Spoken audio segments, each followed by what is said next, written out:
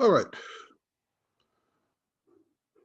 In our last video, we discussed SPECT versus Netscape and its approach to offer and acceptance in online contracts. Now we'll turn to another approach, which rejects the view of SPECT and requires something like clicking on a button, checking a box or something, some affirmative act of acceptance to signify acceptance, and a presentation of the offer that contains such a button, checkbox, or some way to affirmatively indicate that you accept the contract. So these are the two views that exist about offer and acceptance on online. SPECT, which says the hyperlink alone is sufficient for something being an offer. Acceptance is just the use of the site, right? That presentation of the hyperlink must be such that a reasonable website visitor would be aware they're being invited to enter a contractual relationship. And as we mentioned, the problem in SPECT was on the particular, in the particular circumstances of that case, that was not true, right? A reasonable website visitor would not be on notice that they're being invited to enter a contractual relationship. Instead, SPECT was, in the eyes of the court, like my note on the door entering the classroom, which says, by entering the classroom, you will pay Richard Warner $100, right? No reasonable student entering a classroom expects there to be such a note, and the note is not an offer. Okay, but the other alternative, the check the box, click on a button, affirmative act of acceptance alternative, says even more is required. Just the hyperlink alone is insufficient. And with that, let's take a look at the central case here. I'll bring up the PowerPoint slide. So it's affirmative act of acceptance approach is our topic. And the key case is Nguyen versus Barnes and Noble. This is a federal court case out of the very prestigious Ninth Circuit. These are good judges. I happen not to agree at all with the decision in this case, but it bears some looking at, right, since it comes out of a very prestigious court. So this is what's called a browse wrap case. We'll turn to the terminology in just a second, right? This is the terminology that gets in current use, browse wrap. Let's get the facts out first, and then we can explain the terminology. So Barnes & Noble offered some Hewlett-Packard, HP Hewlett-Packard touchpads at a greatly reduced price. Hewlett-Packard had stopped making the touchpads, and they're just getting rid of the remaining ones at a really low price. Right? The touchpad was a competitor with the iPad and with the Android touchpads, and it just didn't do well. So they're getting rid of them at a reduced price. And Nguyen, as you see, I quoted from the court, Nguyen purchased 2 units on Barnes & Noble's website on August 21st, 2011, right? So Nguyen goes on the Barnes & Noble website, sees the really good price, says, I'll take 2. He receives an email confirming his transaction. The next day, he gets another email saying, sorry, your order's been canceled because we ran out of touchpads.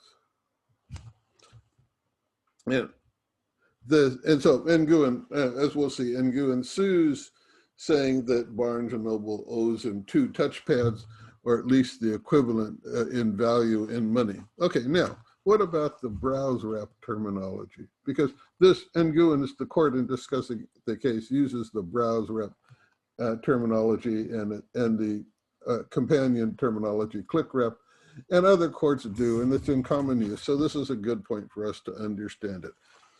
Here's the explanation. Browse wrap, let's start with the bottom. Browse wrap, as you see, just a hyperlink, active consent,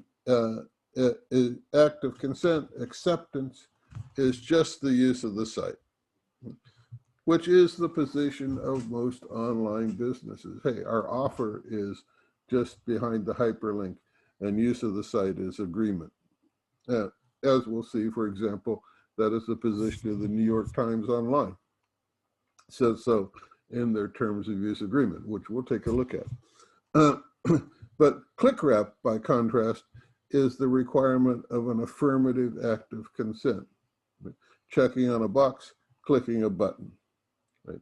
So now, the real puzzle about this terminology is, where did it come from? And it comes from ProCD versus Zeidenberg. Remember the case we discussed earlier of the purchase of software, and the software was in a box, and that box was shrink wrapped, right? It had the tight plastic wrapping around the box, right? That to keep it closed until you brought it home, took the wrapping off, and opened the box. Right. So those got called shrink wrap contracts because the contract is inside the box is enclosed in the shrink wrap. Those got called shrink wrap contracts. This was before Specht versus Netscape and Nguyen versus Barnes & Noble, but when Specht versus Netscape came along, people noticed the analogies between the contract in the box and the contract behind the hyperlink. And then they started calling the contract behind the hyperlink browse wrap, right? Because you're browsing and you see the hyperlink. So it just got browse wrap by analogy with shrink wrap. Then when they needed a name for contracts formed by clicking on a button or checking a checkbox or some other affirmative act of consent, they called them click wrap. That's the terminology. You'll see it in general use. Barnes & Noble is a click wrap. The contract in this case is a click wrap contract. Here is the presentation of the contract. This is Barnes & Noble's website homepage. The bottom of their homepage was from 1997 to 2016 in the period of the case. This was their homepage with the terms of use and privacy policy presented at the bottom. Now we're actually talking about a terms of sale agreement, not the terms of use and privacy policy, but it was presented in the same way. It's just that now that presentation no longer exists on the Barnes & Noble website. So for an analogy, I took the presentation of their terms of use agreement and privacy policy. It's all presented in the same way, right? It's the same fact pattern as Specht versus Netscape. You scroll down and down and down and down the website, and at the bottom, you find, right, the legal terms and conditions. And for the sale, you found the terms of sale. So this is the presentation we're looking at. And this is a Specht versus Netscape type presentation, the browse wrap type presentation.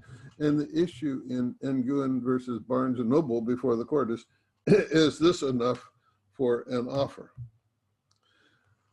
Nguyen claims no. Nguyen's claim is, I didn't have notice of the terms. Right? Nguyen's claim is, this is not enough to give me notice of the terms. I didn't look at them. I didn't have any reason to think there were terms at the bottom of the page. I didn't look at them. And if I didn't look at them, I can't agree to them, assent to them. And if I don't assent, there's no contract. Why does he want to claim that? Because in the terms of sale agreement, it said that Barnes & Noble had the right not to sell to him if they ran out of supply, right? The terms of sale agreement said, well, if you put in your order, but we don't have enough touchpads left to fill your order, we have the right to cancel it. It said that in the terms of sale agreement, stuck behind the hyperlink, right? It didn't say that on the home page itself, right? At the point where you say, you know, buy a touchpad, fill in your information and so on and send it off to us. It didn't say we're only obligated to sell you one while supplies last. That was stuck away in the terms of use agreement. So that's what Nguyen says, hey, no, I never agreed that you had the right not to sell to me if you ran out of touchpads. I went to your website. Your website said you're selling them at this low price. It says to buy one, put in your name, address, for delivery, your credit card information, click it here, all that to send it to us, then you bought it. He says, that's all, those are the only terms I saw. I didn't see any term that said, gee, if we run out of touchpads, we don't have to sell to you, even if you gave us all the information and agreed to buy one. He said, and Barnes and Noble says, well, just the opposite, of course, that the offer, the presentation via the hyperlink is notice, right? You should know the terms. And the acceptance is just the use of the website, right? You use the website, you accepted the terms. So that's the dispute.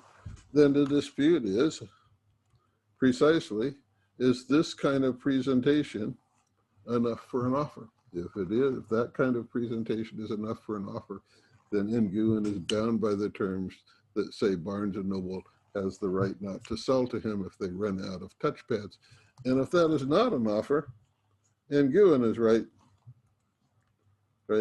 He didn't have notice of the terms, so he didn't agree to them, and Barnes and Noble is bound to sell to him because they didn't say, right, as part of the deal, hey, we don't have to sell to you if we run out.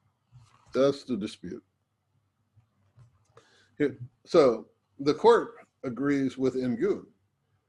And here is their argument. They start out by saying they start out with a point of agreement. Everybody agrees with this.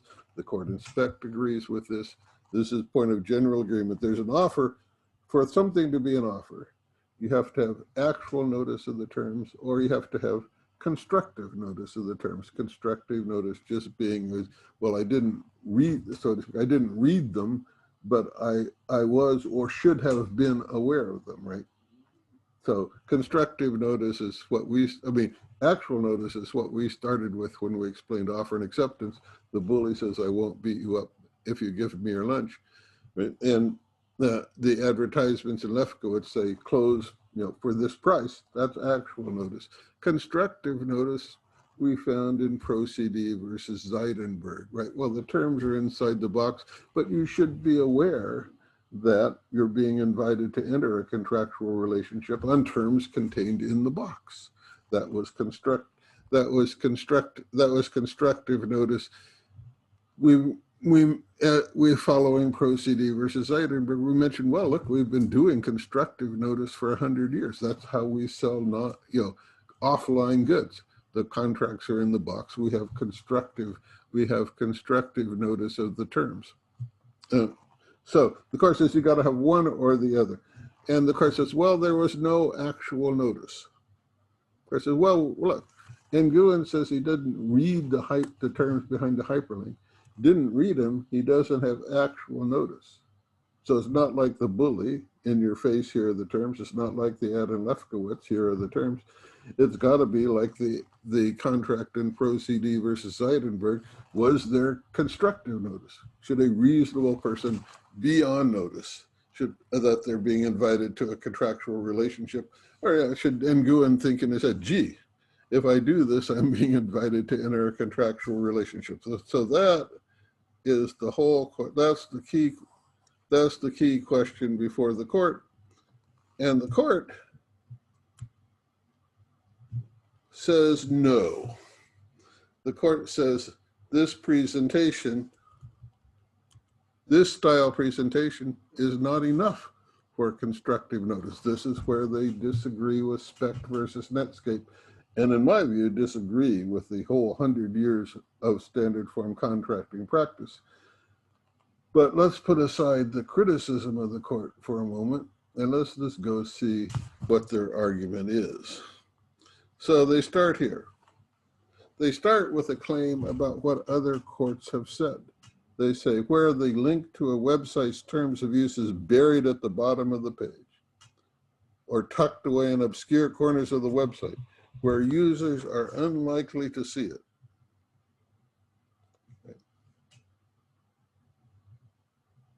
Courts have refused to enforce the browse wrap agreement. Right? So their concerns seem to be, look, where they say courts have said where users are unlikely to see the contract or the hyperlink to the contract, then courts have refused to enforce these browse wrap agreements, these Specht versus Netscape type agreements. And our first question is the court correct about what the other courts have said? right? And that is less than clear. They cite two important cases. They cite the precedents they cite for unlikely to see it. They're unlikely to see it claim. One of the key ones is Specht versus Netscape itself. They say, well, look, one of the courts that has said if the visitor is unlikely to see the hyperlink, the contract is unenforceable. They said one of those courts is Specht versus Netscape. Now, when we discussed Specht versus Netscape, we said that's not true, right? The court did not decide Specht on the ground that visitors are unlikely to see it, right? We said, and I'm quite sure we're right about this, we said the Specht court said that on the particular circumstances of this case, given the surrounding context and given the particular way in which this offer to download software was presented, the presentation made people think there were no contractual terms. That was the problem. Not unlike, the problem wasn't that people were unlikely to notice the hyperlink. The problem was that the whole style of presentation made you think, gee, this comes with no strings attached. There are no contractual obligations here. They're just giving me this for free. They don't want anything back. That was the problem in Specht. And if you have that problem, then nobody, no court in the world is going to think that that's a contract. But the problem wasn't they're unlikely to see it. Then they cite another case, Van Tassel versus United Marketing Group.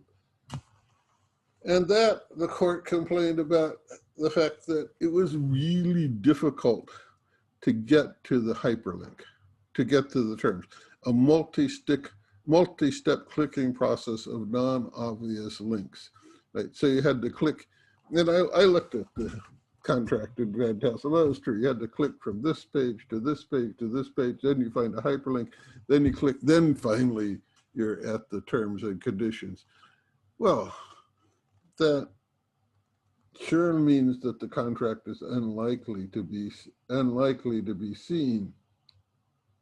I mean, but so that is one court that's held, that looks like one court that agrees with Nguyen versus Barnes and Noble, and I think they're right about that. I do think the Van Tassel court was bothered by the fact it was really hard to get to see the contract at all.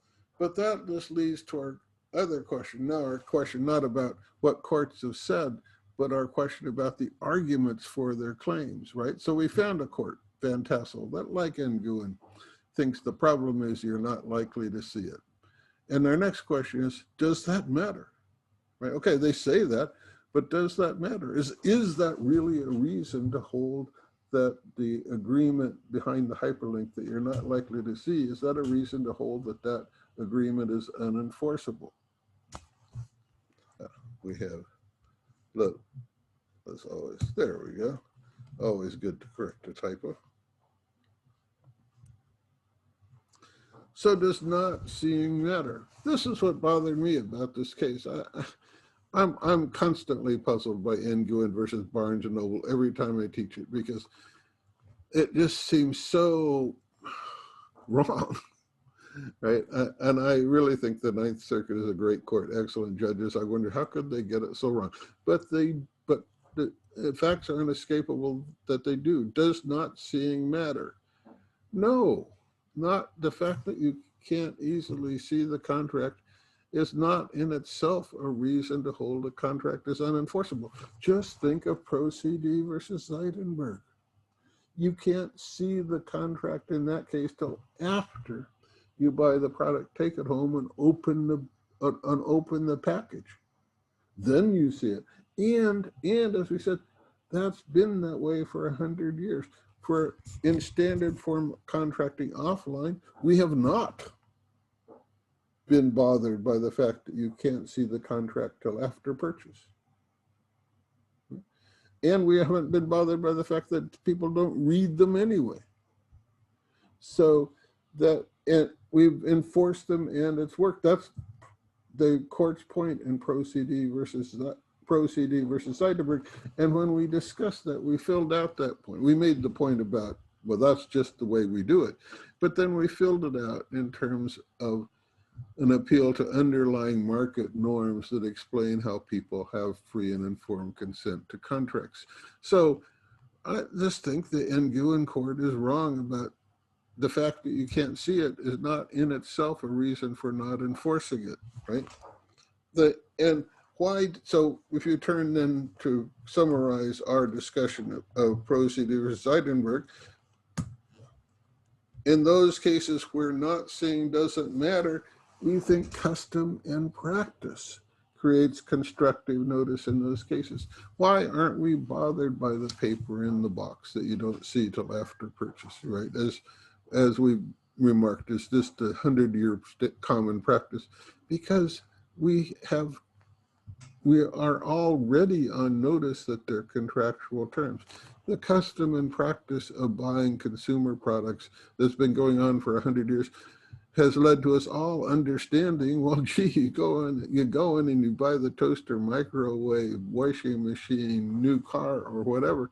There's a contract that governs that relationship, and there are terms in there that define the obligations of each party. So we all know that. So it's not like my note on the door, right, in the on-site classroom, where you don't know that, you have no reason to check for notes on the door. We all know that this is a contractual relationship. The fact that we can't see the contract till after purchase is just irrelevant to that. And then that's why we brought in our discussion of norms to say, well, in fact, we don't even need to read the piece of paper to be informed. All we need is knowledge of the relevant market and legal norms to be informed and for our consent to be free. So I think the Nguyen court's just wrong about not being able to see the contract makes it unenforceable. But then you might say, okay, that is offline contracting where there's a clear custom and practice. But is there a clear custom and practice online that makes us all website visitors understand that there are contracts behind the hyperlink? Well, the answer to that is yes. Nguyen was decided in 2014. What reasonable web visitor in 2014 does not know that there are legal terms and conditions accessible via hyperlinks at the bottom of the home page and other pages? Really, if you can find somebody that doesn't know that, now please have them communicate with me. I'd love to have the example, but what reasonable person doesn't know that? Maybe some unreasonable person, maybe some 3-year-old child, 4-year-old child, somebody that not experienced enough, but adult, reasonable people with experience of the web, who doesn't know that? So I just think the Nguyen court is wrong about this. And this argument, the argument we just made, was made in court, and the court rejects it, right? Barnes and Noble made the argument we just did, but the court rejects it. Barnes and Noble's argument that Nguyen's familiarity with other websites governed by similar browser terms, including his personal website, gives rise to an inference of constructive notices of no moment. So let's unpack the somewhat complicated syntax of that English sentence. Barnes and Noble makes two arguments, right?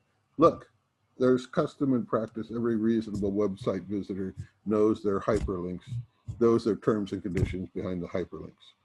And second argument, and Nguyen himself has a personal website. And guess what's on that website? A contract behind a hyperlink. And Nguyen's attitude towards that one is that that contract behind the hyperlink is enforceable. So Nguyen has the same practice that Nguyen complains of in Barnes and Noble is the one Nguyen uses himself for his own website. So how can he not be on notice that there's a contract behind the hyperlink? That's that is the argument the court rejects. There we are.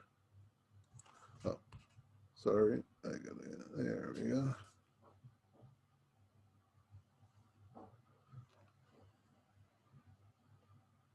That is the argument the court rejects.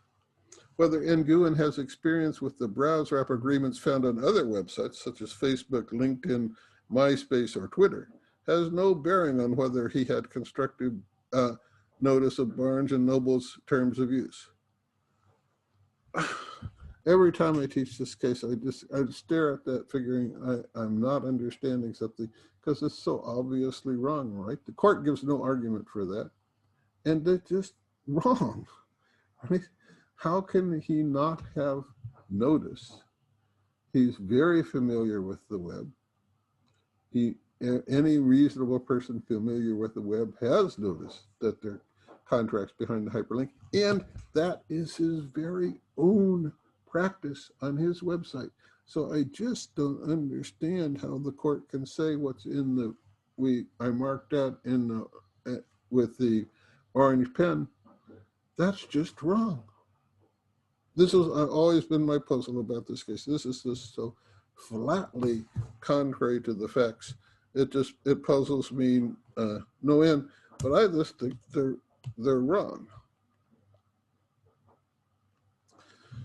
And this is even more puzzling. Here's the holding. Here's what they hold. We hold that where a website makes its terms of use available via a conspicuous hyperlink on every page of the website, but otherwise provides no notice to users nor prompts them to take any affirmative action to demonstrate assent. So that there's nothing like beware, there's nothing in the text, beware terms below, right, govern your use of the website or your sale, and there's no button or checkbox you have to click to say, I agree to the terms. Then they say that's not enough. That's not, without more, that's not enough. That is not enough. That is the rejection of spec versus Netscape, and the imposition of the requirement that you draw people's attention to the hyperlink, and plus you have them click on a checkbox. You have them check a checkbox or click on a button to indicate their assent. So what's the without more? They're talking. What do I have? So one puzzles. What do I have to add? Okay, and go to court. What do I have to add to get beyond this browse wrap contract to get me an enforceable one behind a hyperlink? And in this case, apparently, this is one of their other cases they discuss. Apparently, all I have to add is underline hyper. Let me get a little bit of drawing. Underline hyperlinks in contrasting color. So I would have to add to this kind of presentation, underline these and make them in some other color than black.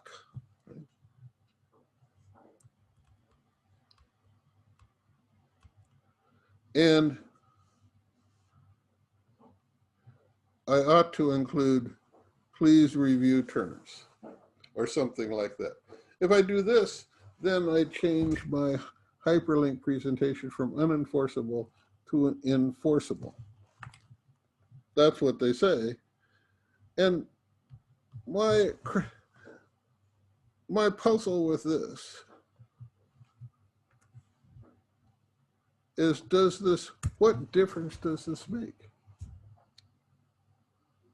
Does this make sense? If we add, if I underline my hyperlinks, put them in a different color, and put a little piece of text in my website that says, please review terms, does this help with anything that we want help with? And the way to answer that question is to think about the purposes of the law on offers, law on offer and consent. What is the purpose of the law on offer and consent? Well, I think I see three purposes, right? Ensure informed consent, ensure free consent, and on the online cases, since we're concerned with data collection and privacy, right? Ensure an adequate trade-off between privacy and the benefits of information would be good to get that too. Does the requirement that they put the hyperlink in a different color, underline it, and put review terms in my text help with any of these goals? No. Let's start with informed consent. Does the contrasting color and the underline and the little bit of text help with consent being informed? No. The problem with consent being informed is people don't read the contracts, right? We have to have other ways, we've said, of making their consent informed. This doesn't help with make consent informed, doesn't make it any more likely people will read the contract, right? It doesn't do anything but tell people what in fact they already know, that there's a contract behind the hyperlink. Does it help with a free consent? No, our problems about free consent is that you don't have any choice about the terms in the contracts behind the hyperlink, right? The business has set those terms and you just have to accept them or reject them. And it's difficult to reject them because we want to do transactions online, and indeed most online businesses have very similar contractual terms, so we have very little freedom, or at least it appears that way, right? And putting the hyperlink in a different color, underlining it, or say, gee, here are the terms, that doesn't help with the freedom, right? And it doesn't help with ensuring a trade-off between privacy, a good trade-off between privacy and information processing. That trade-off is specified in the contract, right? The businesses write the online contract to allow them to collect and process information to serve their goals. Those contracts are highly favorable to the business. They don't favor consumer privacy. That implements the trade-off. And just